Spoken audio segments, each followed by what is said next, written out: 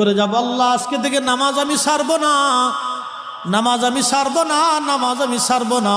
আল্লাহ কবুল করুন। আওয়াজ তুলে জোরে বলেন আমিন। কষ্ট হচ্ছে? বেশি সময় নিব না, ভয় নেই। আর 15টা মিনিট আমাকে একটু সময় দিবেন আপনারা ইনশাআল্লাহ। আল্লাহ কবুল করুন, বলেন আমিন। একসাথে বলি আল্লাহু আকবার, আল্লাহু আকবার ওয়ালিল্লাহিল হামদু। বিসমিল্লাহির রাহমানির রাহিম।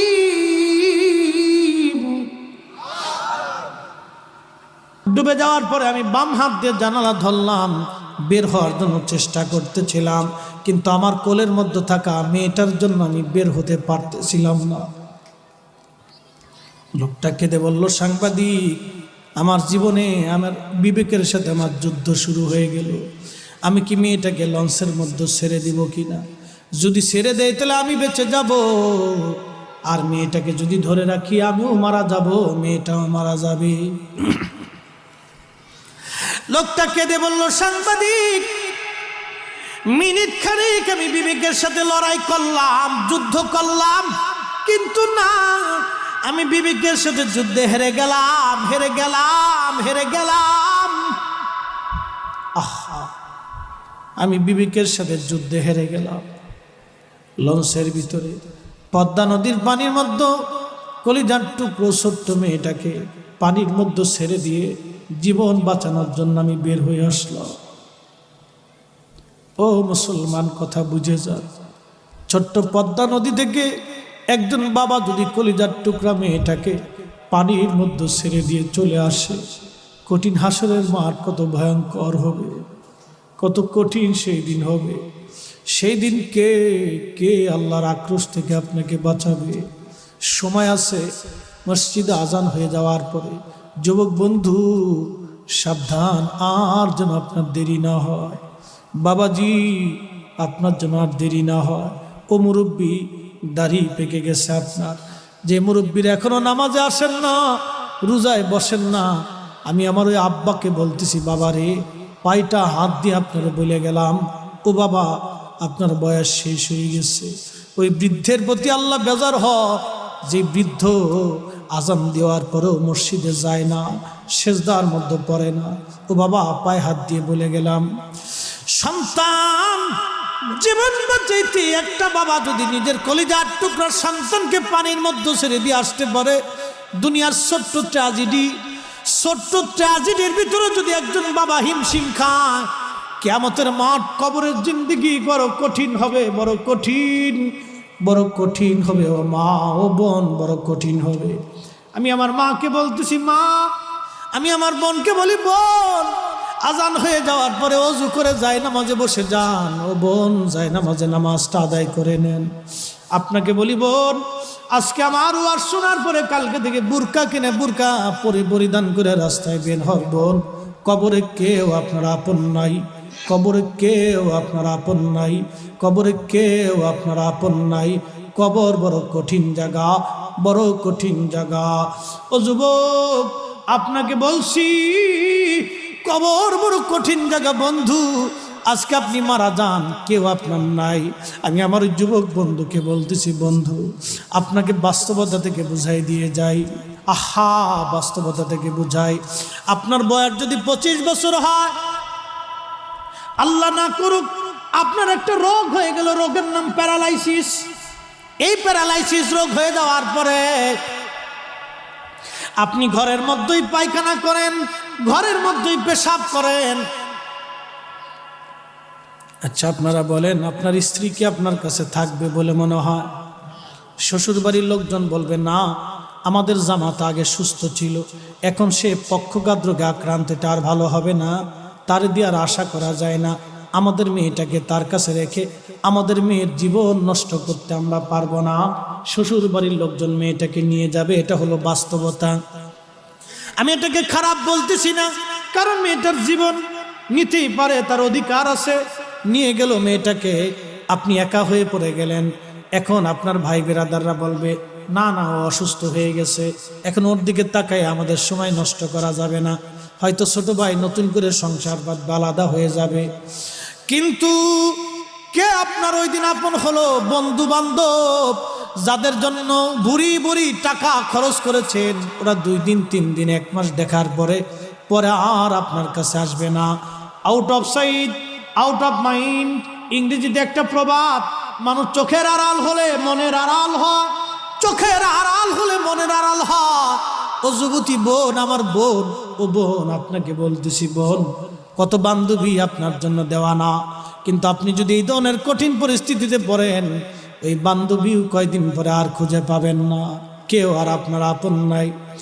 কিন্তু আপনার জন্য একজন আপন হয়ে আপনার শিওরে পায়খানা প্রস্রাব সাফ করবে। যদি আপনার মা বেঁচে থাকে, ওই বৃদ্ধ মাটা আপনার পেশাব তখনও পরিষ্কার করে দিবে।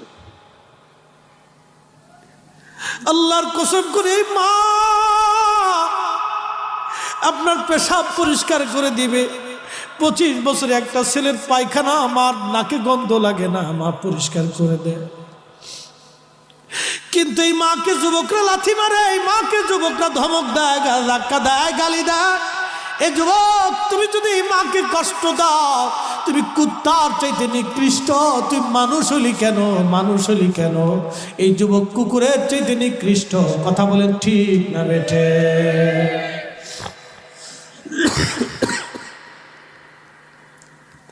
আহা, আজ মা কবর দেশে কত যুবক আছে মার কবরের পাশ দিয়ে যা, কিন্তু অনুভূতি হয় না মার জন্য একটু দোয়া করবে। আজকে নামাজ থেকে ছেলেরা চলে যায়, একটু দোয়াও করে না। আল্লাহ শিখাই দিলেন, ও আমার বান্দা, রব্বি রহমহুমা কামা রব্বায়ানি সগীরা, রব্বি রহমহুমা কামা রব্বায়ানি সগীরা। যত দূরেই থেকেছি, যত দূরে গিয়েছি, ইন্ডিয়াতে গেলাম মাহফিল করার জন্য, 3 দিন পর্যন্ত আমার মোবাইলে লাইন পাওয়া যায় নাই। দার্জিলিং গেলাম, ওখান থেকে ভুটান গেলাম, তা আমার মোবাইল লাইন পাই না আমি মোবাইলে, তখন কি বলে আপনার সিম নিতে পারি নাই। দেশে ফোন দিয়ে জানালাম আমি পৌঁছেছি। 3 দিন পরে যখন বাড়ি ফোন দিলাম, মা পাগলের মতো হয়ে গেল। কি ব্যাপার বাবা, 3 দিন পর্যন্ত খোঁজ নাই কেন? মনে হচ্ছে মা হাফ ছেড়ে বেঁচে গেছে। ও বন্ধু, মা সেই বড় নিয়ামত, মা সেই জিনিস। যদিও মা আমাকে বড়কালে লাঠি দিয়ে পিঠে শাসন করেছে, তারপরও মার উপরে বেজার হয়ে নাই। আমার একটা আদত ছিল, আমি যত টাকা রুজি করতাম, আগে আমি আমার মার হাতেগুলি বান্ডিলগুলি আগে দিয়ে আসতাম। এই মাহফিল সাক্ষী, আমার জীবনের সমস্ত রুজিগুলি আমি মার হাতে আগে দিতাম। দেখেন, এই বয়সে লাঠি দিয়ে পিটাইছো মা, তারপরেও আমি কখনো বেজার হই নাই। মা আমার উপরে বেজার হয় নাই। আমি তারপরও মার কাছে বান্ডিলগুলি টাকাগুলি দিয়ে আসতাম। আমার স্ত্রীও কোনোদিন আমাকে কোনোদিন বলে নাই যে তুমি টাকাগুলি মার হাতে দাও কেন, আমার অ্যাকাউন্টে তোমার অ্যাকাউন্টে রাখবা, আমার কাছে দিয়ে যাও। আমার স্ত্রীও কোনোদিন এ কথা বলে নাই। যুবক, বিয়ে করলে আপনাকে পরহেজগার দিকে বিয়ে করা জরুরি। কথা বলেন ঠিক না বেঠে? কষ্ট হচ্ছে বুঝি আপনাদের? হ্যাঁ, 15 মিনিট চাইছিলাম, হয়ে গেছে। আর 10টা মিনিট দেওয়া যাবে? যাবে যাবে যাবে। তাহলে একসাথে জোরে সবাই বলি তো আল্লাহু আকবার। আল্লাহু আকবার ওয়ালিল্লাহিল হামদু। বিসমিল্লাহির রাহমানির রাহিম।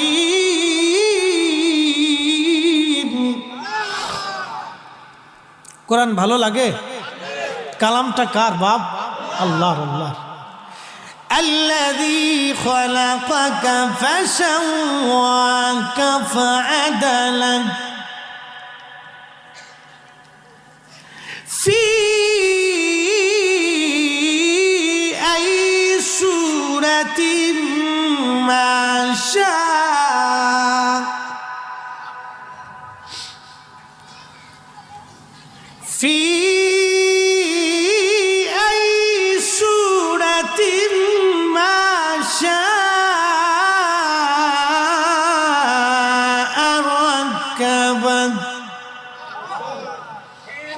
আল্লাহ বললেন আল্লাযী খালাকাকা, আমি তোমাদেরকে সৃষ্টি করেছি, ফাসাওয়াকা ফাআদালাক, তোমাদেরকে সুবিন্যস্ত করেছি, সুঠাম আমি আল্লাহ নিজে করেছি।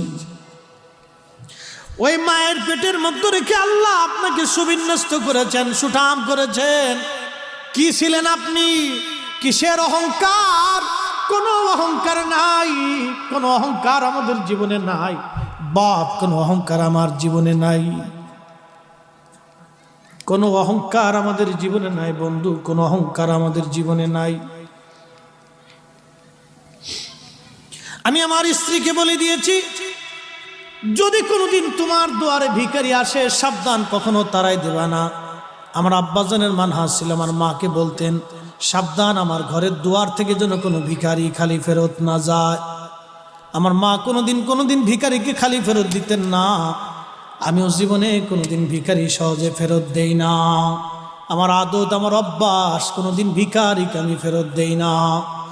আল্লাহর নবী বললেন কিয়ামতের ময়দানে ওই লোকটা নিকৃষ্ট হবে যে লোকটা দুনিয়াতে কোনো সাইল এসে তার কাছে কিছু চাইলো, কিছু না দিয়ে তাকে ফেরত দিয়ে দিল। কিয়ামতের ময়দানে এই লোকটা নিকৃষ্ট হবে। উৎকৃষ্ট হবে ওই লোকটা যে দুনিয়ার মধ্যে কোনো সাইল আসছে, কিছু না কিছু দিয়ে তাকে বিদায় করে দিল। কিয়ামতের মাঠে ওই লোকটা উৎকৃষ্ট হবে। একবার জোরে বলা যাবে কি সুবহানাল্লাহ? হ্যাঁ, মানব হিসেবে আমাদের কোনো অহংকার নাই। তাহলে আমার প্রিয় বন্ধু যুবকদেরকে বলি, ভাই তাহলে আগামী কাল থেকে কি নামাজ ধরা যাবে না? ইনশাল্লাহ আমি ওয়াদা করাবো না প্রিয় বন্ধু, হাত উঁচা করে ওয়াদা করাবো না। আপনার মনের তামান্না হচ্ছে সবচেয়ে বড় ওয়াদা, ঠিক কিনা বলেন? আমি হাত উঁচা করে শরমও দিব না, না শরম দেওয়ার জন্য আসিনি। আল্লাহু আকবার। আরে আল্লাহর দরবারে একটা কুত্তার যে দাম আছে সেই দাম তো আমার, নসিহত করার মতো যোগ্যতা আমার, নসিহত করার স্টুডেন্ট লাইফে মাদ্রাসায় পড়া অবস্থায় জীবনে বহু তাহাজ্জুদের নামাজ আমার হয়েছে। শেষ সাথে আমার এটা আমার অহংকার না বাবা, আমি বলতেছি এখন সময় পাই। এই বক্তার জীবন আসার পরে এই টাইমটা নসিব হয় না। কি এক মহা বিদঘুটে কষ্টদায়ক বিষয়। নিজের স্ত্রীটাকেও সময় দিতে পারি। আমাদের মুহতারাম আজকের যিনি আয়োজক, উনি অনেক বড় একজন মাপের অফিসার। আলহামদুলিল্লাহ, আল্লাহ আপনাদের দেশের সন্তানকে আরো বড় করুক। আপনারা চান না ইনশাল্লাহ? আমার দেশে গেলে আল্লাহর কসম করে বলি, আল্লাহর কসম, এই কোরআন এই না, আল্লাহর কসম করে বলতেছি, আমার দেশে গেলে মানুষ বলে আমাদের গ্রামে যতদিন মাহফিল হবে তুমি শেষ সময় আমাদের মাহফিলে বসে দোয়াটা করে দিয়ে যাও। মানুষ আমাকে খুব আদর করে। কেন করে জানেন? সারা দেশ বিদেশে আমার একটা সুনাম আছে। এরা খুব নিজেদেরকে বড় ভাবে যে আমাদের দেশের একটা সন্তান। বাপ হিংসা করবেন না, আপনাদের পায়ে হাত দিয়ে বলে যায়, আমার জীবনে কোনোদিন কোনো বন্ধুকে আমি হিংসা করি না। জীবনের লাইফের রিস্ক নিয়ে আমার এক বন্ধু আমার একদিন হাতটা ধরে আমাকে বলল ক্লাসে, তখন আমি আলিমে পড়ি, দেখেন তখন আমি আলিমে পড়ি, আমি আলিম পাস করছি। আমার এই বন্ধুটা একটা সাবজেক্টে ফেল করছে, ও আরবিতে খুব দুর্বল ছিল, তা আমি আরবিতে পাকা। আমার হাতটা ধরে বলো, বন্ধু আমি আরবি পরীক্ষা দিলে পাস করতে পারবো না, তো তুমি একটু আমার পরীক্ষাটা দিয়ে দাও। বলে কেমনে হবে? কয় জীবনে 2 নম্বরে একদিন করছি, আল্লাহ মাফ করে দিন। এই 2 নম্বরটা শোনাই দিয়েছে। তো ওর ছবিটা উঠাইয়া, আমার ছবি উঠাইয়া তারপর ওর ছবিতে লাগাইছি, বুঝতে পারছেন? লাগায় পরীক্ষা দিতে গেছেন। মাদ্রাসার যিনি প্রিন্সিপাল আছে উনি তো আমার খুব ভালো করে চিনি, কারণ আমি ছোটকাল থেকে এই কেরাতে গজলে খুব ফাস্ট। আমার সাথে কেউ প্রতিযোগিতায় পারতেন। আমি সারা বাংলাদেশে একবার কেরাতে ফার্স্ট হয়েছিলাম, বুঝতে পারছেন? আলহামদুলিল্লাহ বলবেন না? সারা বাংলাদেশে একবার ফার্স্ট হয়েছিলাম। তখন আমি ক্লাস 8-এ পড়ি, তখন ফার্স্ট হয়েছি। তা আমার এই বন্ধু, আমার প্রিন্সিপাল আমার খুব ভালো করেছি। আমি পরীক্ষা দেওয়ার পরে বসে বসে পরীক্ষায় লেখছি, 80 মার্ক হয়ে গেছে, আর মাত্র 20 মার্ক বাকি আছে। 80 মার্ক লেখা শেষ, 2 ঘন্টায় শেষ করে ফেলাইছি। আমি জানি যে খুব তাড়াতাড়ি করতে হবে, কারণ একবার যদি ধরা পড়ি তা আমার লাইফ শেষ হয়ে যায়। দেখেন জীবনের কত বড় রিস্ক নিয়ে আমি পরীক্ষা দিতে গেছি। তো প্রিন্সিপাল এসে আমার দিকে তাকায় বলতেছে, কি রে তুই পরীক্ষায় কেন? আমরা স্যার পরীক্ষা দিতে এসেছি। তো আমার এই কাগজটা নিয়ে বলতেছে, ওরে দুষ্ট, কত বড় চালাকি করছিস। আচ্ছা, কাগজটা নিয়ে যাইয়া প্রিন্সিপাল স্যার বলতেছে, প্রিন্সিপাল হুজুর বলতেছে, কত সময় লাগবে? আমি বললাম, হুজুর মাত্র 20 মার্ক বাকি আছে। আর মাত্র 10 মার্কের পরীক্ষা দিয়ে তাড়াতাড়ি বের হয়ে যা, তোর অ্যাডমিট এই কাগজপত্র আমি নিয়ে গেলাম। কোনো অফিসার এসে যদি বলে, তাহলে বলবি যে স্যার, প্রিন্সিপাল স্যার নিয়ে গেছে কি এক কাজের জন্য। তুই দেরি করবি না, দ্রুত গতিতে বের হয়ে যত তাড়াতাড়ি সম্ভব এই এলাকার সীমানা ছেড়ে চলে যাবি। রাত্রিবেলা আমার অফিসে আসবি, বাসায় আসবি, তোর সাথে কথা আছে। বিশ্বাস করেন, আমার শরীরে কাঁপন লেগে গেল। 10 মার্কের পরীক্ষাটা কমপ্লিট করে দিয়ে আমি তাড়াতাড়ি বেরিয়ে চলে গেছি। আমার জীবনে 2 নম্বরইটা করছিলাম একদিন, তো বন্ধুর উপকার করতে যাই, তো ভালো মার্ক পেয়ে পাশ করছিল। পরে কৃতজ্ঞতা স্বীকার করছে, এখনো ফোন দেয় যে বন্ধু তোমার জন্য আমি সেই দিন। এখন পুলিশের চাকরি করে, মারহাবা কর, পুলিশের চাকরি করে, আর ক্লাসমেট। তো এখনো ফোন দিয়ে খুব শুক্রিয়া করে যে বন্ধু তোমার জন্য আমি দিন, নাহলে আজকে আমার এই পুলিশের চাকরিটা হইতো না। এই যে যাক, আলহামদুলিল্লাহ, একজন মানুষ কৃতজ্ঞ। প্রিন্সিপাল স্যার আমাকে নিয়ে বললো যে তুই এমন একটা কাজ করলি, তুই যদি ধরা পড়তি তো তোর জীবনটা সারা জীবনের জন্য নষ্ট হয়ে যেত। আমি বললাম, স্যার ও তো আমার দোস্ত মানুষ, একসাথে থাকছি, খুব মায়া করে আমার হাতটা ধরছে। নিজের জীবন নষ্ট করে বন্ধুর জন্য এইভাবে করতে যাবি, তুই কি মানুষ নেই? আল্লাহ, হুজুর আমি কি করবো, আমার মনে দয়া লাগছে, এই জন্য করে ফেলছি, ভুল হয়ে গেছে, মাফ করে দেন। তুই তো আমার কাছে মাফ চাচ্ছিস এখন, কিন্তু ওই দিন যদি ধরা পড়ে যেতি তোর লাইফটা শেষ হয়ে যেত। তো বন্ধুর জন্য এরকম লাইফের জীবনের ঝুঁকি নেয়, কিন্তু তারপরেও সে আপনার থেকে জুদা হয়ে যাবে, out of side out of mind, কিন্তু মা আপনার পায়খানা পেশাব পরিষ্কার করবে। প্রিয় বন্ধু, যুবককে বলতেছি, বন্ধু আপনার পায়ে হাত দিয়ে বলে দিয়ে যাই, কসম খোদার করে বলে দিয়ে যাচ্ছে, মাকে কষ্ট দিবেন না, ওই মাকে কষ্ট দিবেন না, ধমক দিয়েন না, রাগ করেন না, জীবন ধ্বংস হয়ে যাবে। দুনিয়াতে 3টে জিনিস যদি পেতে চান, 1 ইজ্জত, 2 নম্বর দৌলত, 3 নম্বর হায়াত, তো মাকে খুশি রাখবে। আমার মা সারা জীবন আমার জন্য দোয়া করে গেছে, আল্লাহ যেখানে যাই আমাকে ইজ্জতওয়ালা করে রাখে। এই বয়সে বিভিন্ন জায়গা, বহু জায়গা আল্লাহ আমাকে নিছে, শেষ পর্যন্ত নড়াইলে এই আপনাদের এখানেও আসলাম। স্যারে আমারও আর শুনে শুনে খুব মহাব্বত করে ফেলেছে যে ফরিদি ভাই আপনার আসতে হবে, আমার আসতে হবে। আমার মাহফিলটা খুব সুন্দর, আমার এলাকার মানুষ খুবই চমৎকার মনের মানুষ, এরা আইসে দেখবেন খুব সুন্দর মতো বসে থাকবে। আমি আইসেও তাও দেখলাম, আলহামদুলিল্লাহ। উনি আপনাদের এত প্রশংসা করছিলেন, আমার সেই ওনার অফিসে নিয়ে বসে বসে বলছিলেন যে আমার এলাকার মানুষ দেখবেন আইসে সব চেয়ার পাইতে বসে থাকবে, তারা রাত ভরে আপনি যতক্ষণ ওয়াজ করবেন ততক্ষণ বসে থাকবে। আমার কাছে আজকে ভালো লাগছে, ওনার কথাটা আমি সত্য পরিণত হয়েছি, আলহামদুলিল্লাহ। আল্লাহ প্রত্যেকের কবুল করুন, বলে না আমিন। প্রতিবেশী একজন যদি ধনী হয়, হিংসা করবেন না, বা দরকার নেই, ও আল্লাহ বানাচ্ছে, ওকে ধনী হয়ে যায়। প্রতিবেশীর একটা ছেলে যদি ভালো রেজাল্ট করে, ওরা আরো উৎসাহ দিবে, ভালো হয়ে যাক। আমরা বাঙালিদের অভ্যাস হল খালি আইকালা বাস নিয়ে বই থাই, কি কথা কর না, খালি বাস, কে করে বাস দেবো, খালি বাসের দান্দা। এই এলাকাতে যদি একজন লোক মেয়ে দেখতে আসে, তো দেখবেন যে এই ওই দোকান থেকে, বাজার থেকে, সালামালাইকুম, মানে বাংলা সালাম আর কি, সালামালাইকুম মুরব্বী, আপনারে কখনো তো দেখছি না, কোথায় আসছিলেন? বলে আব্দুর রহিম সাহেবের বাড়ি আসছিলাম আপনাদের গ্রামে। তো কি ব্যাপার? ওনার একটা মেয়ে আছে, আমার একটা ছেলে আছে। তো বাড়ি কোথায়? বলে আমার বাড়ি যশোর। যশোরতে এসে মেয়ে দেখতে, হ্যাঁ আত্মীয়তা হওয়ার কথা, তো এই জন্য আসছিলাম। জাগা আর পাইলেন না? বলে কেন, কিছু না, মেয়ের চরিত্র ভালো না, মেয়ের মার চরিত্র খারাপ। এরকম লোক বুঝি আপনাদের এলাকায় নাই, 2-1 না, খুব অলি আল্লাহ একবারে, তাই না? খুব ভালো মানুষ। এরকম লোক বাংলাদেশের এমন কোন গ্রাম নাই যে গ্রামে না আছে, কি কথা কন না কেন? এই মানসিকতা যতদিন থাকবে ততদিন আমাদের পরিবর্তন নাই, কি কথা বলে? এই মানসিকতা যতদিন থাকবে আমাদের পরিবর্তন নাই, বলে দিয়ে গেলাম, পরিবর্তন নাই। এই জন্য আমাদের দারিদ্র সীমা যায় না, খালি দোষ দেই অমুকের তমুকের, অমুক প্রধানমন্ত্রী তমুক প্রধানমন্ত্রী, বিরোধী দল সরকারি দল, খালি এটাকে চিল্লিয়ে দিচ্ছি। কিন্তু দেখেন তো আপনার দেশের একটা ছেলে বিদেশ গেলে টাকা হাওলাত দেয় না, কিস্তির দোকানতে নিয়ে যাবে। আবার এমন আছে টাকা নিয়ে গেলে আর 6 বছরে টাকা দেয় না। কি কথা কন না কেন? জুতা শেষ। তার মানে আমাদের মানসিকতা খুবই দুর্বল। এটা যতদিন পর্যন্ত পরিবর্তন না হবে ততদিন পর্যন্ত আমাদের পরিবর্তন নেই, পরিবর্তন নেই। একটা মা পারে তার ছেলেকে, সন্তানকে ছোট্ট কাল থেকে এইভাবে বড় করতে। আল্লাহ প্রত্যেকের কবুল করুন, বলে না আমিন। একসাথে জোরে বলি তো বাবা, আল্লাহু আকবার।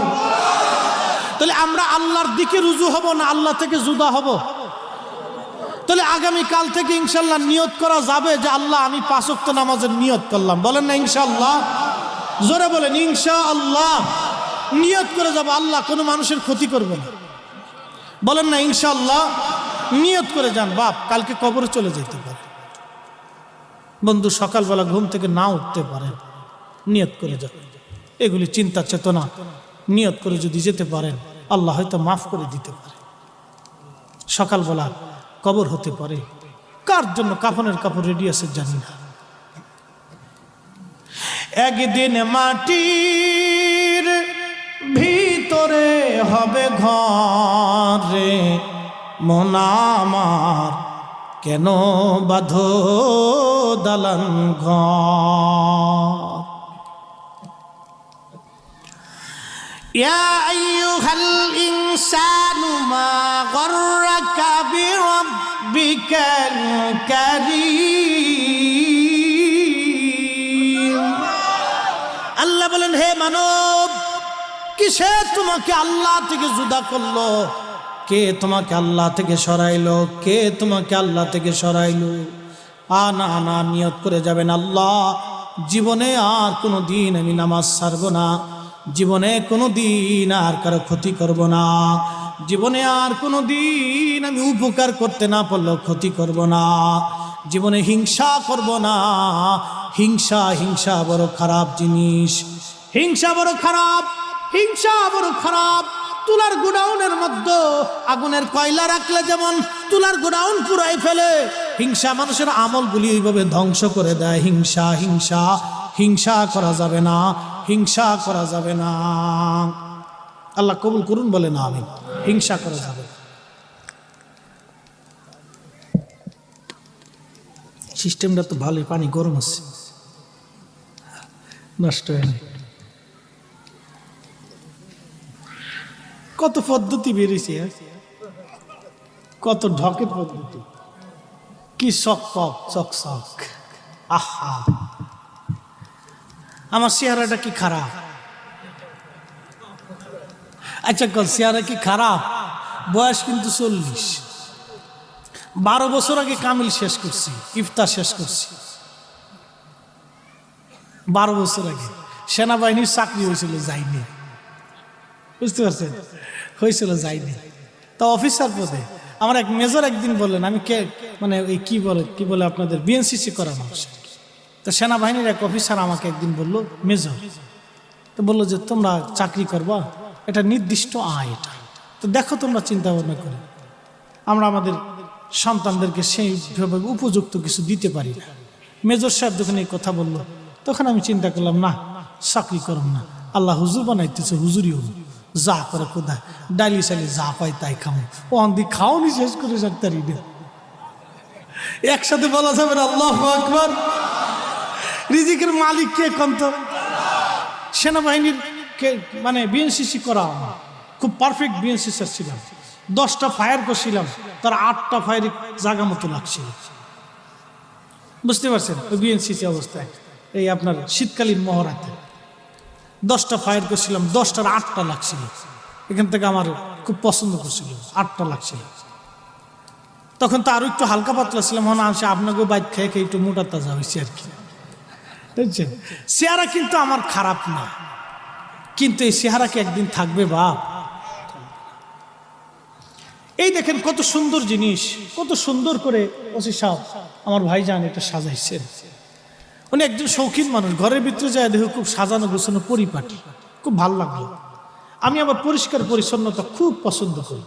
আমার বউয়ের লোকে মাঝে মধ্যে ঝগড়া হয় এটা লইয়া, হেতা একটু আইলছে, আমি একটু খলছি আর কি, বুঝছেন? দোষ দিতেছি না, একটু আইলছে কোয়ালিটি, মানে এমনিতে ভালো, সাজন গুজন এই সমস্ত বেপর্দায় আবার পছন্দ করে না, কিন্তু একটু আইলছে। তো যাই হোক, আবার আমার খেদমতে ত্রুটি করে না, এই দিক দিয়ে ভালো। একদিন আমি টেস্ট করার লেগে করলাম, এই সবাই বিউটি পার্লারে যায়, তো তুমি একটু যাও টাও। আমি বললাম কত টিয়া লাগে? একটু সাইজে গুজাই, 3000 টিয়া লাগবে। আমি বললাম যাও, টাকা 5000 দিয়ে দিলাম, দেখি আমি চিন্তা করি করে ডাকি, 5000 দিলাম তোমার, একটু সাইজে গুজে আসলে যাও। তাকে না, 3000 টাকা দিয়ে বোঝে না, কুত্তারে খাওয়াই দিব, তবু বিউটি পার্লারে যাইতে হবে না। আমি বললাম না, তাহলে ঠিক আছে, ভুল করি নাই। এখন আপনাদেরকে এত কথা বললাম একটা কথা বোঝানোর জন্য, আমার ওয়াজ শেষ। নবীর একজন সাহাবী ছিলেন সালমান ফার্সি রাদিয়াল্লাহু আনহু। এই মগটা দেখে ওনার জীবনের একটা পাঠ আমার মনে হয়ে গেল, বলে দিয়েছে। এই মগটা অনেক সুন্দর, চমৎকার করে কোম্পানি তার বিক্রি লাভের জন্য বানাইছে। আমার প্রিয় ভাইজান শৌখিন মানুষ বিদায় তিনি কিনে এনে এটাকে সাজিয়ে রাখছেন ভালো লাগার জন্য। আচ্ছা, কারো যদি সম্পদ থাকে তাহলে সে সম্পদ অনুযায়ী খরচ করাটা কিন্তু দোষণীয় না, এটা একটা ভালো গুণ। কিন্তু আমি সাহাবীর জীবনী বলতেছি, এই জন্য ওনারা জাহিদ ছিল, আল্লাহর পাগল ছিল। নাম সালমান ফার্সি, জীবনে হায়াত পেয়েছিলেন 250 বছর। সুবহানাল্লাহকে আসতে হবে না জোরে হবে? বাপ কত বছর? 250 বছর। 250 বছর জীবনে হায়াত পেয়েছিলেন। এই 250 বছরের জীবনে জীবনের শেষ সময় উনি কাঁদতেছে।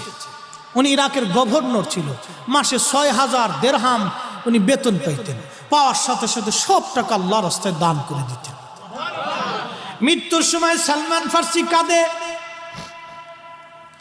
সাহাবীরা বলতেছে হুজুর আপনি কাঁদেন কেন? সালমান ফার্সি রাদিয়াল্লাহু আনহু বলেন আমার কত সম্পদ জমা হয়ে গেল আজ। বলে কি জমা হয়েছে? বলে দেখো একটা পানির পেয়ালা। পানির পেয়ালাটা ছিল কাঠ দিয়ে বানানো, কাঠের, এই জন্য মনে পড়ে গেছে আজকে আমাদের সামনে কত সুন্দর পেয়ালা, আর সেদিন ওনার একটা কাঠের পেয়ালা, আর একটা কাঠের বাসন, কাঠের বাসন, আর একটা কাঠের লাঠি, আর একটা আবা। আমার আগে চাঁদপুরি সাহেব যে আবাটা পরেছেন ওই রকম একটা আবা, আর একটা জুব্বা, আর একটা পাগড়ি। উনি বলতেছে আমি এত সম্পদ নিয়ে আল্লাহর দরবারে কি জবাব দিব আমি? আল্লাহু আকবার, আল্লাহু আকবার। আল্লাহ কত বড় জহিদ ছিল, কত বড় আল্লাহর পাগল ছিল। রাসূল কারীমের ইশকে নিজের জীবনটাকে কিভাবে কুরবানি করেছিলেন। বলতেছিল আল্লাহ আমি কিয়ামতের মাঠে এত সম্পদ নিয়ে আল্লাহর সামনে কি করে দাঁড়াবো?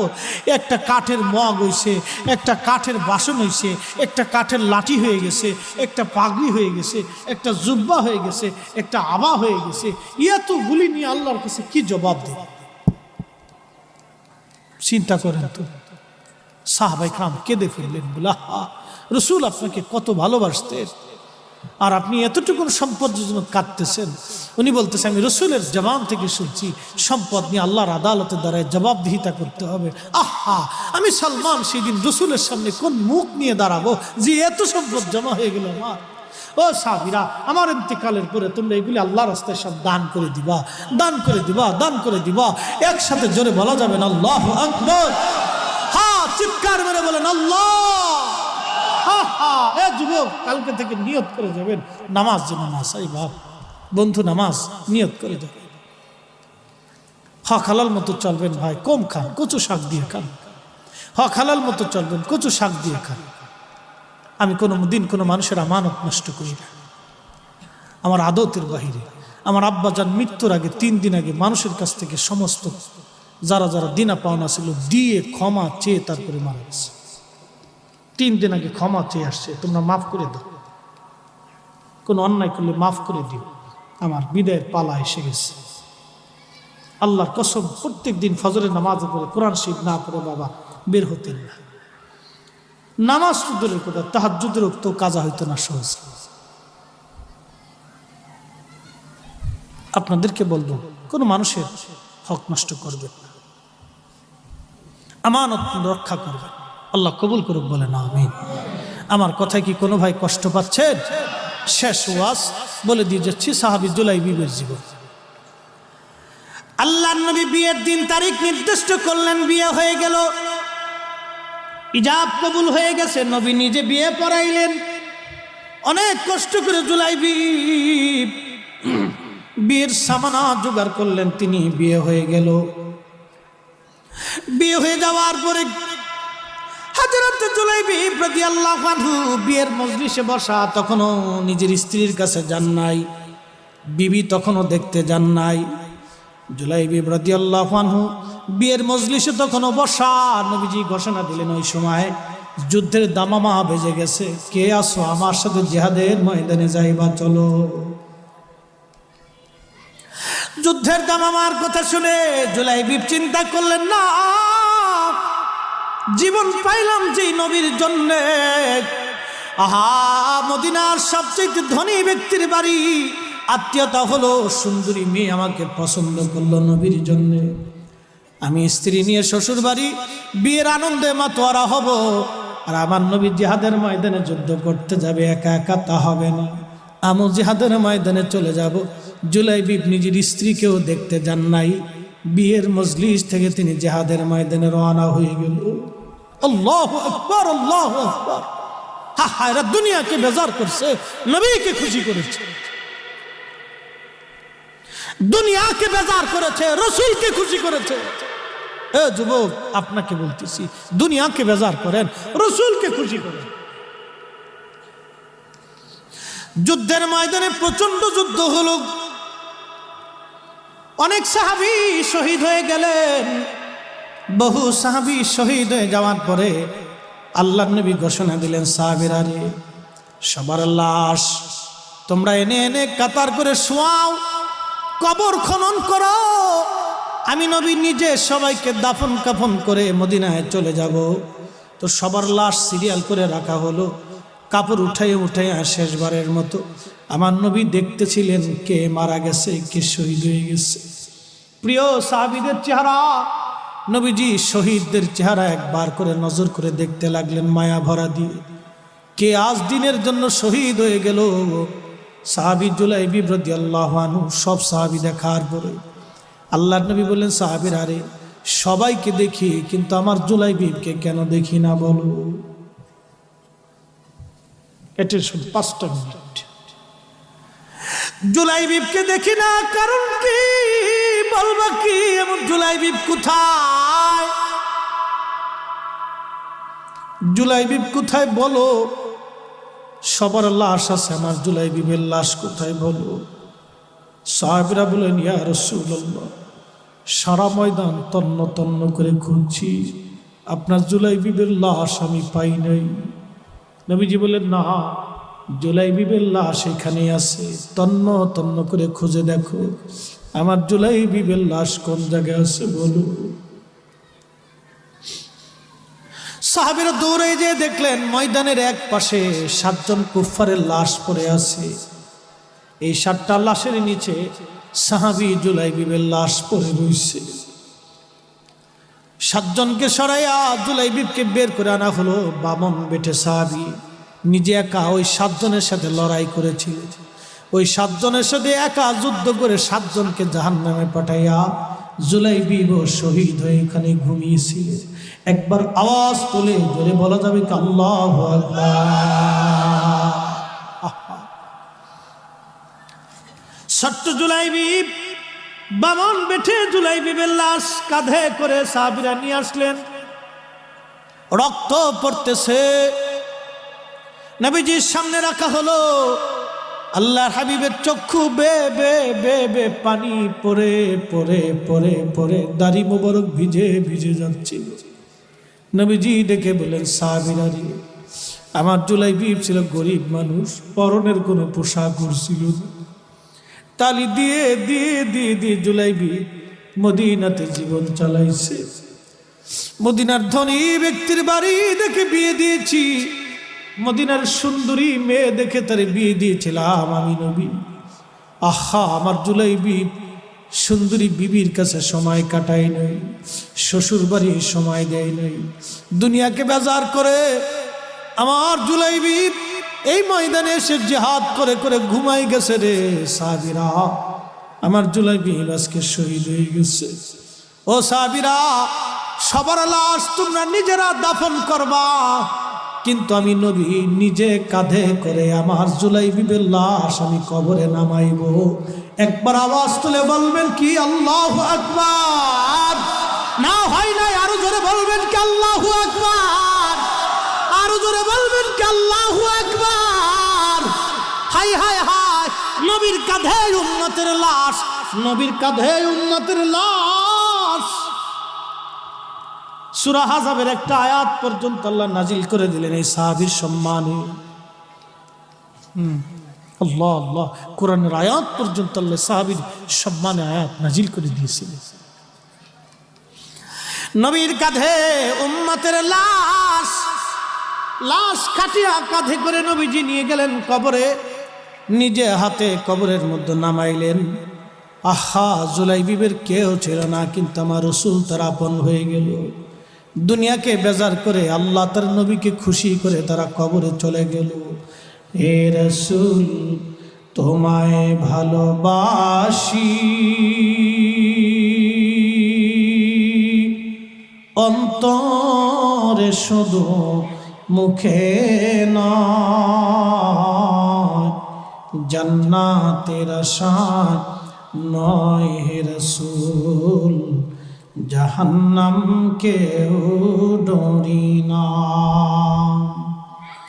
তোমায় পাওয়ার আশায় মন ছুটে যায় মদিনায়, তোমায় পাওয়ার আশায় মন ছুটে যায় মদিনায়। এ আশিক দিদার দাও না, আর দূরে থাকিও না। এ আশিক দিদার দাও না, আর দূরে থাকিও না। হে রাসূল, তোমায় ভালোবাসি, অন্তরে শুধু মুখে নয়, জান্নাতের আশায় নয় হে রাসূল, জাহান্নাম কেউ ডরি না।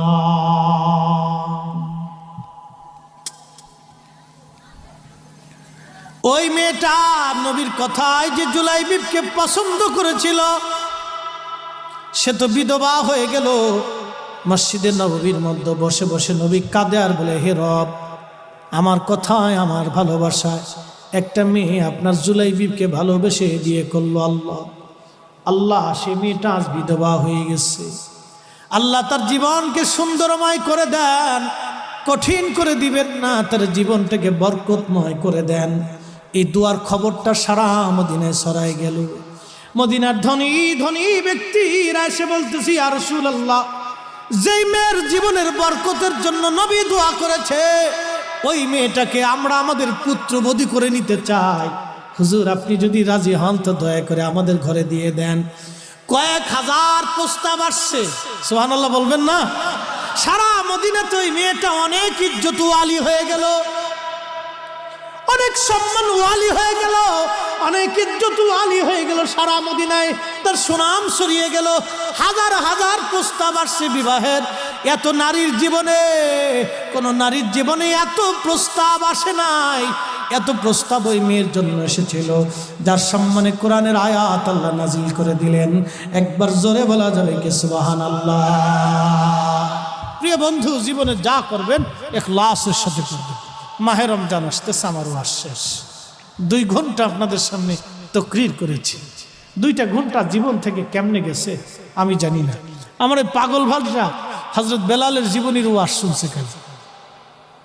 আমাকে বলেছিল হুজুর বেলালের জীবন থেকে বইলে, তা আমি একটা ধারে আলোচনা নিয়ে গেছি, আর সুযোগ নেই। বেলাল রাদিয়াল্লাহু আনহুর জীবন আরো একটা পাঠ, অনেক সুন্দর। সাহাবে কেরামের মানহাজ, দুনিয়াকে বেজার করতেন, নবীকে খুশি করতেন, আল্লাহকে খুশি করতেন। আমাদের জন্য মানহাজ দুনিয়াকে বেজার করব, আল্লাহ তার নবীকে খুশি করব, পারবো না ইনশাল্লাহ?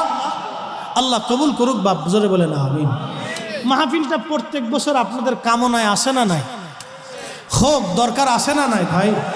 এখানে দোয়া করার সময় কি মুহতারাম দোয়া যারা করবেন তারা কি বলবে, আল্লাহ ওসি সাহেবের বাপ মার কবরে বেহেশত সওয়াব দিয়ে দাও, আর এই গ্রামবাসীর আর যারা আছে এখানে দিও না?